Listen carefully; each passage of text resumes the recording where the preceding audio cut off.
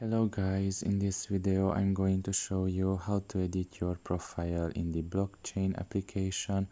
The first thing you need to do is enter the app. Once you're done with that and you are in the home page, you should look at the top of your left corner and there you will see your profile. Press on it and here you can just press edit profile up there, and you can edit here your email address, and you can also add the phone number. You can just enter there your phone number and press update down below. And like I said, you can also change your email address. You can just delete here something or add something here, and you can just press update down below after that. So pretty much this is all about it. I hope this video was helpful to you. Thank you for listening and see you next time. Bye bye.